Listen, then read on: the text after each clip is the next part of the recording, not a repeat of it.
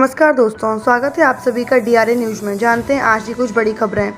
जी हां, अब 30 सितंबर तक आधार से लिंक करा सकेंगे अपने राशन कार्ड, बिना रुकावट मिलता रहेगा सामान। मार्च के अंत में लॉकडाउन लगाने के बाद ही केंद्र सरकार ने राशन कार्ड धारकों को राहत देने का ऐलान किया था।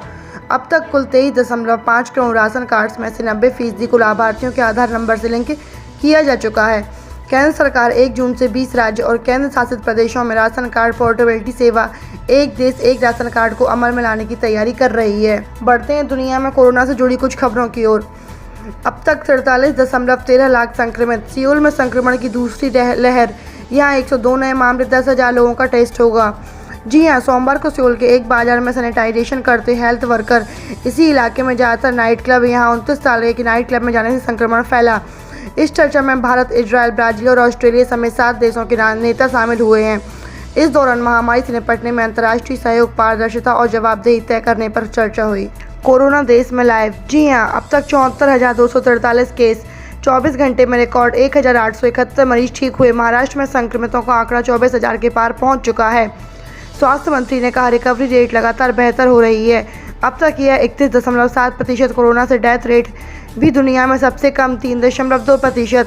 ममता बनर्जी ने कहा, पश्चिम बंगाल में रेड जोन 3 कैटेगरी में बांटे जाएंगे, लेकिन कंटेनमेंट जोन में कोई बदलाव नहीं किया जाएगा। महाराष्ट्र के ठाणे में 20 बसों में से मजदूरों को उनके घरों के लिए रवाना किया गया है। अगली खबर वंदे भारत मिशन से है। दूसरे चरण में 31 देशों के लिए उड़ान भरेंगे एयर इंडिया के 149 विमान। अधिकारियों से मिली जानकारी के मुताबिक 16 से 22 मई के बीच चलने वाले इस मिशन के दूसरे चरण में एयर इंडिया 31 देशों के लिए 149 उड़ानें संचालित करने की योजना बना रही है। वहीं 7 मई से 14 मई के बीच इस मिशन के पहले चरण में एयर इंडिया 12 देशों में फंसे करीब 15,000 भारतीयों को वापस लाने के लिए 64 उड़ानों को संचालित कर रही है। प्रधानमंत्री नरेंद्र मोदी ने की 20 लाख करोड़ रुपए के आर्थिक पैकेज की घोषणा। हर वर्ग को मिलेगी इससे राहत। जी हां, आर्थिक पैकेज की मंगलवार को घोषणा प्रधानमंत्री नरेंद्र मोदी ने की है। उन्होंने कहा कि देश को आत्मनिर्भर बनाने के लिए वह इस पैकेज का ऐलान कर रहे हैं। प्रधानमंत्री मोदी ने मंगलवार शाम 8 बजे राष्ट्र के नाम अपने संबोधन में इसका ऐलान किया। उन्होंने कहा कि आज उनके द्वारा घोषित पैकेज और पहले सरकार की ओर से दिए गए आर्थिक पैकेज एवं रिजर्व बैंक के फैसलों के जरिए दी गई राहत को मिला दिया जाए तो सरकार ने 2020 में 20 लाख करोड़ रुपए के आर्थिक पैकेज की घोषणा की। उन्होंने कहा कि यह भारत की जीडीपी के 10% के बराबर है। अगली खबर कोरोना से जुड़ी हुई है। गांवों की ओर चला कोरोना। राज्य सरकार ने सतर्क, खेत खलिहानों को सुरक्षित रखने की पूरी कोशिश।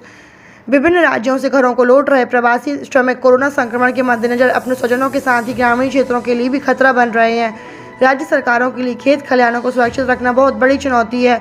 प्रधानमंत्री नरेंद्र मोदी तो पहले ही आगाह कर चुके हैं कि संक्रमण को गांवों में फैलने से रोकना बड़ी चुनौती है। राज्य सरकारों ने इस चुनौती को स्वीकार करते हुए पहले भी शुरू भी कर दी हैं। बढ़ते हैं आज की अगली खबर की ओर।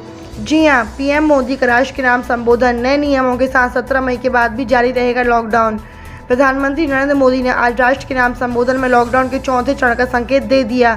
उन्होंने कहा कि 4थे चरण में नियम बदल जाएंगे, इसके लिए राज्यों से भी सुझाव मांगे गए हैं। प्रधानमंत्री ने कहा कि 18 मई से पहले देश को नए नियमों की जानकारी दे दी जाएगी। पीएम मोदी ने बताया कि 18 मई से पहले लॉकडाउन के 4थे चरण की जानकारी साझा की जाएगी। इसके साथ ही उन्होंने कहा कि ये लॉकडाउन नए रंग रूप नियम वाला होगा।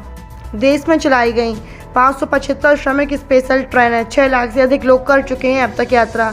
भारतीय रेलवे ने बताया कि मंगलवार शाम 4 बजे तक देश में कुल 575 श्रमिक ट्रेनों को विभिन्न राज्यों के लिए चलाया गया, जिनमें से 463 ट्रेनें अपने गंतव्य स्थान तक पहुंच भी चुकी हैं और 112 ट्रेनें भी रास्ते में हैं। इसके साथ ही रेलवे ने बताया कि श्रमिक स्पेशल ट्रेनों से अब तक 6.8 लाख से अधिक लोग यात्रा कर चुके हैं।